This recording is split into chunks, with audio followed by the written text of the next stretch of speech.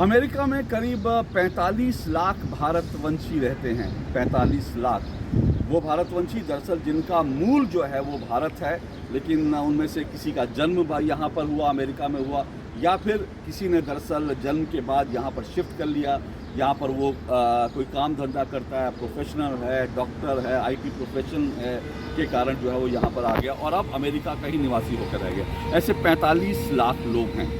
नरेंद्र मोदी को दरअसल 1999 में ही इस बात का एहसास हो गया था कि जो भारतवंशी हैं वो भारत की एक ताकत बन सकते हैं, और नरेंद्र मोदी ने प्रधानमंत्री बनने के बाद इन भारतवंशियों को भारत की एक ताकत बना दिया, जिसके कारण आज अमेरिका में भारत की चमक, भारत की धमक जो है पहले से बहुत ज़्यादा बढ़ गई है।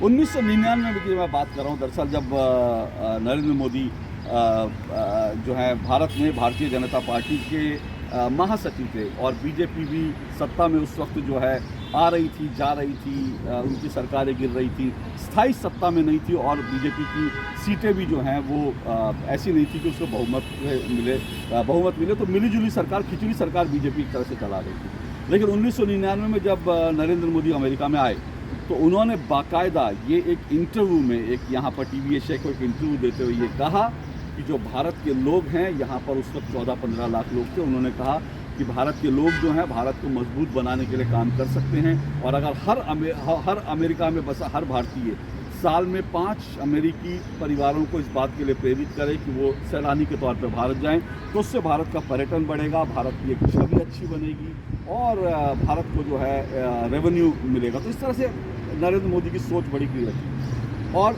जब वो प्रधानमंत्री बने 2014 में, 1999 में उन्होंने सोचा था, और 2014 में जब वो प्रधानमंत्री बनते हैं तो कैसे इन भारतवंशियों को भारत की ताकत बना देते हैं, इसका पहला संकेत जो है मेडिसन स्क्वायर गार्डन में मिला, न्यूयॉर्क में, जहाँ पर 20,000 भारतवंशी जुटे। ऐसा आज से पहले कभी नहीं हुआ था। जैसे मैं आपको बार बार बता रहा हूँ कि मैं 2003 से भारत के प्रधानमंत्रियों के अमेरिका दौरे की रिपोर्टिंग करता रहा हूँ, तो मैं देखता था कि भारत के प्रधानमंत्री जब यहाँ आते थे तो इंडियन एम्बेसी में या जिस होटल में वो ठहरते थे वहाँ पर 100-150 लोगों को बुला लिया जाता था, जो भारत के लोग थे, जो इन्फ्लुएंशियल लोग थे, उनको बुला लिया जाता था, प्रधानमंत्री के साथ हैंडशेक हो जाता था, डिनर या लंच कर लेते थे, दैट्स इट, इतना ही सब कुछ होता था।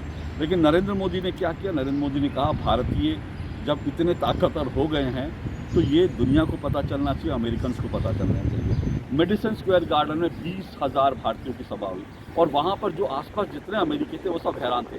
आज तक कभी दुनिया में ऐसा नहीं हुआ कि किसी देश का नेता जो है, राजनेता, धार्मिक नेता जाते हैं उनके लिए भीड़ जुटती है, लेकिन किसी देश का राजनेता किसी और मुल्क में जाए और उसकी 20,000 लोगों की सभा अमेरिका जैसी जगह पे हो। यहाँ पर अमेरिका में भी जो यहाँ के राष्ट्रपति होते हैं उनकी सभाएं भी जो होती हैं वो होती हैं 5,000, 6,000, 10,000, इससे बड़ी सभाएं कभी नहीं होती। लेकिन भारत के प्रधानमंत्री भारत से आते हैं और अमेरिका में, न्यूयॉर्क में 20,000 लोगों की सभा कर देते हैं। लोग हैरान थे, उनको लगा यार भारत की ताकत क्या है। तो इस तरह से नरेंद्र मोदी ने भारतवंशियों को भारत की ताकत बनाने की शुरुआत की, और उसके बाद से लगातार ये सिलसिला जारी है। आपको याद है उसके बाद प्रधानमंत्री नरेंद्र मोदी जो है कैलिफोर्निया गए, सैन होजे गए, सैन फ्रांसिस्को, सैन होजे गए, जो यहाँ पर जो है कह सकते हैं जो आईटी हब है, जो प्रोफेशनल, जो दुनिया भर में जो आप ये जो गूगल, ये ट्विटर, ये फेसबुक, इन सब के हेडक्वार्टर जो है वहाँ पर हैं, और वहाँ पर बहुत प्रोफेशनल्स हैं, और उन प्रोफेशनल्स में भारतीयों की चमक बहुत ज़बरदस्त है, क्योंकि भारतीयों ने वहाँ पर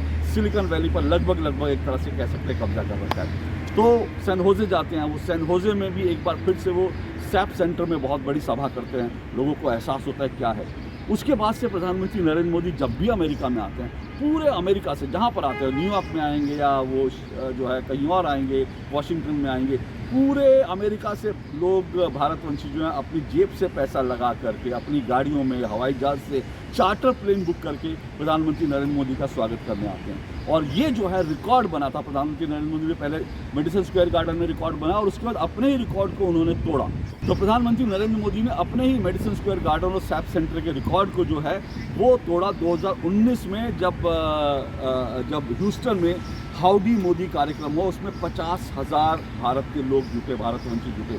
50,000, इतनी बड़ी सभाएं जो है यहाँ के लोगों ने कभी देखी नहीं होती, इतनी बड़ी बड़ी सभाएं। तो जब नरेंद्र मोदी ने हाउडी मोदी, तो उसमें बाकायदा राष्ट्रपति, अमेरिका के राष्ट्रपति ट्रंप उसमें चल कर आ गए।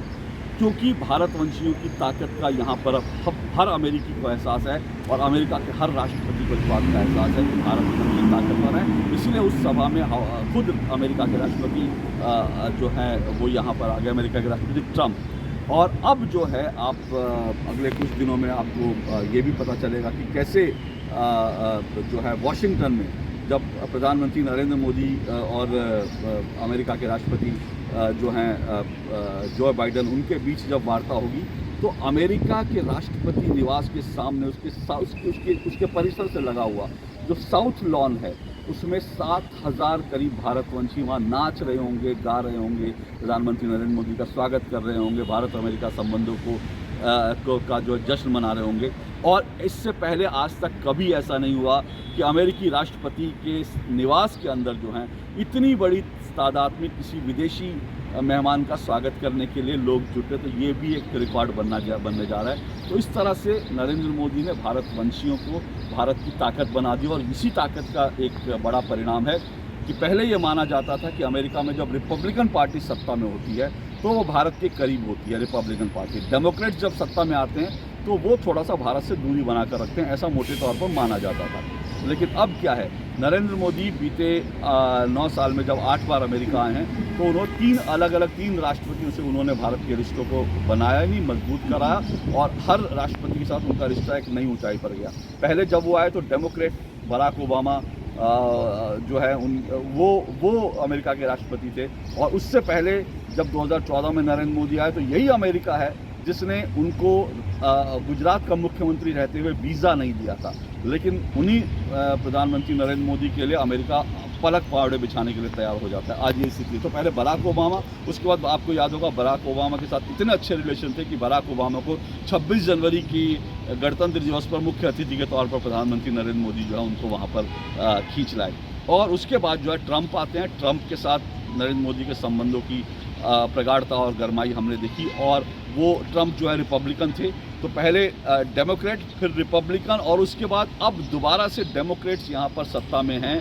कैपिटल हिल की सत्ता जो है डेमोक्रेट्स के हाथ में है और जो है जो बाइडन यहाँ के राष्ट्रपति है। लेकिन जो बाइडन भारत के प्रधानमंत्री को सरकारी जो है राजकीय अतिथि के तौर पर बुलाते हैं, स्टेट गेस्ट की तरह पर बुलाते हैं। तो यानी अब अमेरिका में सत्ता कोई भी आए, राष्ट्रपति कोई भी बने, सत्ता के केंद्र में कोई भी रहे, भारत के साथ संबंधों को मजबूत बनाकर रखना, नरेंद्र मोदी भारत के प्रधानमंत्री के साथ मजबूत संबंध बनाकर रखना, ये आज हर अमेरिकी की और हर अमेरिकी राष्ट्रपति की ज़रूरत बन गई है।